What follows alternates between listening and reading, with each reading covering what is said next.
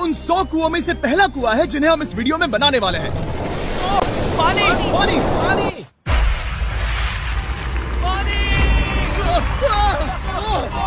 आपने अभी अभी केन्या के एक छोटे से गांव को पीने के पानी का अनलिमिटेड सप्लाई मिलते हुए देखा, वो भी सिर्फ 1 सेकंड में। अभी एक कुआं बना है और 99 बाकी है। आपको ये वीडियो बहुत पसंद आएगा। इन 100 कुओं को मिलाकर 5 लाख से ज्यादा लोगों को पीने का ताज़ा पानी मिलने वाला है। केन्या की इस साइट पर कुछ कुएं बनाने के बाद हम नाइरीरी स्कूल सिस्टम के साउथ में गए और कह सकते हैं कि उन्हें हमसे मिलकर बहुत खुशी हुई। क्या हाल है?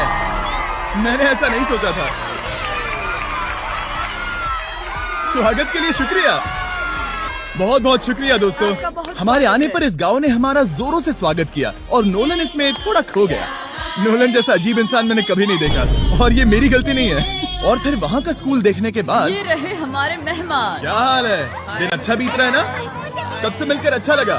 सबको गुड डे। एक टीचर ने मुझे दिखाया कि स्टूडेंट्स कहाँ से पानी पीते हैं, जो कि एक बहुत ही अनसेफ नदी से आ रहा था।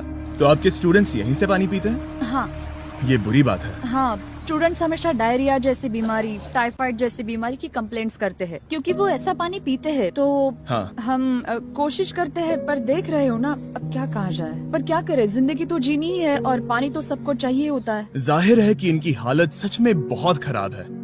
असुरक्षित पानी पीने से इन बच्चों की जिंदगी बहुत कम होती जा रही है, पर कम से कम इस गांव की मदद करने की हम पूरी कोशिश करने वाले हैं। क्या पता ये मुझे फिट आएगा या नहीं। देखते हैं पानी मिलता है या नहीं। ओह,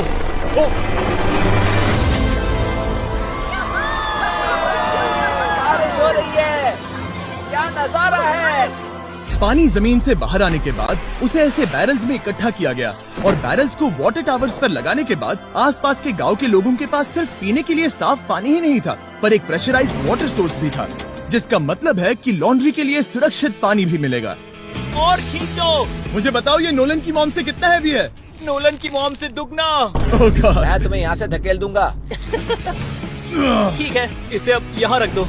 हमने केन्या में और 20 कुएं बनाए और उसके बाद इसके जूते में भी कुआं डोंट है। वरी, मेरे दूसरे जूते में भी पानी है। मैं बताता हूँ कि हमने ये 29 कुएं कैसे बनाए। इस विशाल सी ड्रिल से जमीन में सैकड़ों फीट गहरा गड्ढा किया, वो भी पोल्यूटेड सोर्सेज से होकर सीधे विशाल से पीने लायक पानी तक। उसके बाद हमने पाइप्स इंस्टॉल किए ताकि लोग पूरे अफ्रीका में इन हैंड पंप से पानी ले सके और नाइरीरी में भी। इसे टेस्ट करके देखते हैं।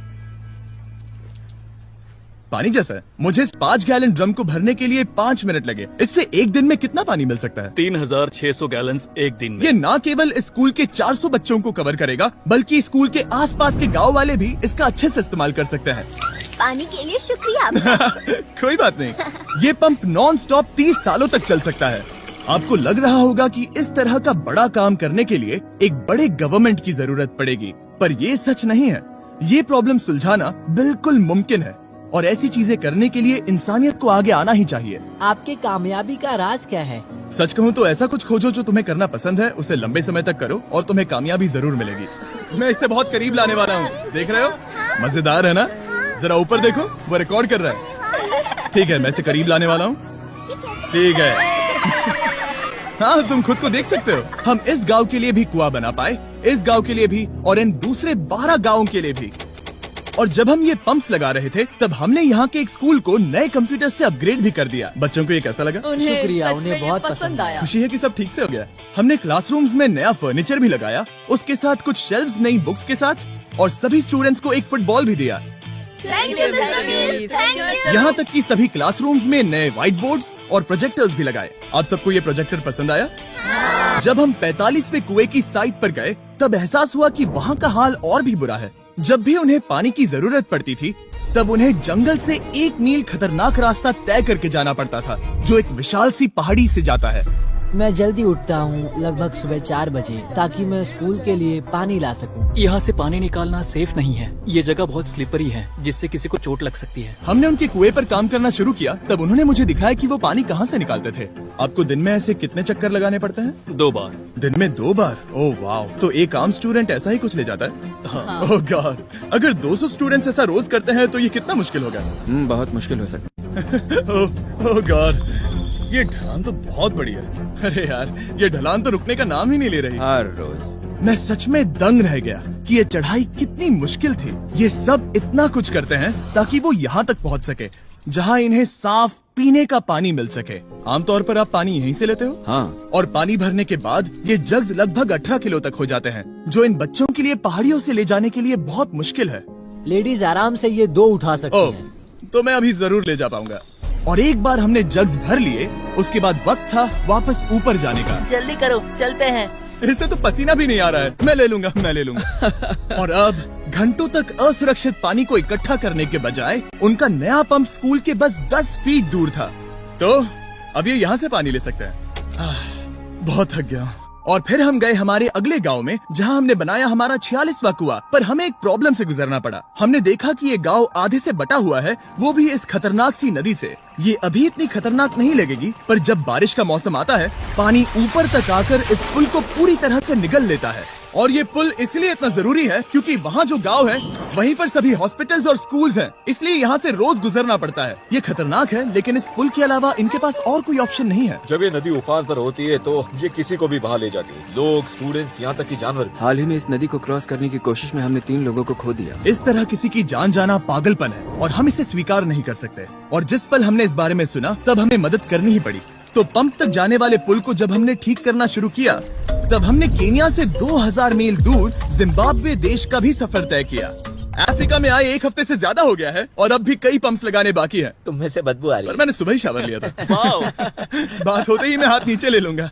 इस काम के लिए मैं तुम दोनों पर भरोसा कर सकता हूँ। हमें सबसे पहले एक लोकल हॉस्पिटल की जांच करनी थी, जहाँ साफ पानी की सख्त जरूरत थी। अंदर जाने पर हमें पता चला कि इस क्लिनिक की इस गांव को कितनी जरूरत थी। 1 साल में यहाँ पर कितने बच्चे जन्म लेते हैं? 1 महीने में करीब 50। इसका मतलब 1 साल में पूरे 600। वाह! पर दुख की बात यह है कि इन प्रेग्नेंट महिलाओं को सिर्फ पानी लाने के लिए 1 मील तक जाना पड़ता है और इन भारी बकेट्स को लेकर वापस आना पड़ता है। पर अच्छी खबर ये है कि हमने इनकी पैसों से मदद की यहाँ पर एक मॉडर्न पंप लगाने के लिए। और अब बस देरी थी इसे शुरू करने की। ठीक है नोलन, क्या तुम तैयार हो? मैं तैयार हूँ। ओवर। मुझे एक ड्रामेटिक जूम इन दो। नोलन, मैंने बटन दबा दिया है, ये काम कर रहा है? पानी आ रहा है। आप जाकर चेक करना चाहेंगे? हाँ। वहाँ पर? हाँ, चलो चलिए, चलते हैं। लोगों को पानी मिलता देख मुझे आखिर बहुत अच्छा खुशी हो पानी रही मिल ही है। गया। ये सच में कमाल की बात है। हमारा नोलन एक प्रोफेशनल डांसर है। हाँ। यकीन नहीं हो रहा, मैं डांस कर रहा हूँ। वो कर क्या रहा है? सॉरी, मैं नहीं चाहता कि आप इसे और देखें। साफ पानी मिले ये पक्का करने के अलावा इस गांव में बहुत से स्टूडेंट्स को ट्रांसपोर्टेशन की भी दिक्कत थी, तो हमने इन सबको नई साइकिल्स देने का फैसला किया। बच्चे बहुत ज्यादा हैं, पर हमने साइकिल्स भी उतनी ही खरीदी हैं। सच बताऊं तो मुझे साइकिल चलाना नहीं आता। जिमी को सिर्फ साइकिल देना आता है। कभी इसे चलाना नहीं सीखा। तो चलो हम एक रेस लगाते हैं। 3, 2, 1, गो! ओह माय गॉड, सभी मुझसे आगे जा रहे हैं। संभल के, मुझे चलाना नहीं आता, किसी को उड़ाना नहीं चाहता। तुम इसे चलाओगे? ठीक है, जाओ चलाओ। ओके। और इन्हें साइकिल्स देने के बाद हमने तब तक पंप्स लगाए जब तक हम पहुंच गए कुआं नंबर 69 तक। ये कुआं सोलर पावर्ड है, जो गांव के किसानों के लिए खास बनाया गया है, ताकि इनकी फसलों और जानवरों को जरूरत से ज्यादा पानी मिल सके। चाहे गर्मी हो या फिर बिजली ना हो, इससे कोई फर्क नहीं पड़ेगा। और एक पैनल है 200 वॉट्स का, जो एक पंप से जुदा है। ये पंप हर घंटे 5000 लीटर पानी खींच सकता है। बेसिकली ये अनलिमिटेड पानी का सोर्स है इस पूरे गांव के लिए।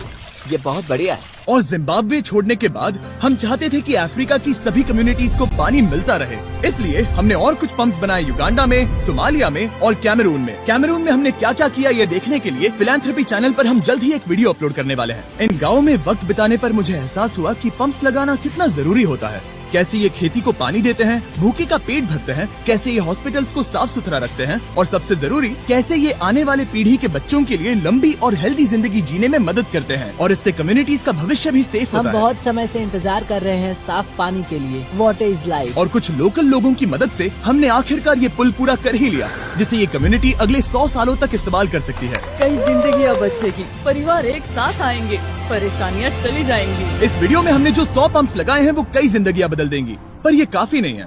इसीलिए मैं चाहता हूं कि आप जाने से पहले beachphilanthropy.org/wells पर जाएं और मुमकिन हो तो पैसे डोनेट करें। मैं सच कह रहा हूं, हमें इस वीडियो से एक पैसे का भी फायदा नहीं हो रहा है। इस वीडियो से जितने भी पैसे आएंगे वो 100% इन पंप्स को बनाने में खर्च होंगे, वो भी पूरी दुनिया में। पता है ये अजीब है कि एक यूट्यूबर को ये सब करना पड़ रहा है, पर किसी को तो करना ही होगा। अगर कोई नहीं करेगा तो हम ये करेंगे ही। आप देख सकते हैं इस काम से कई कम्युनिटीज की जिंदगियां बदल रही हैं। और फाइनली 100वां पंप। ओह माय गॉड, मुझे माफ करना।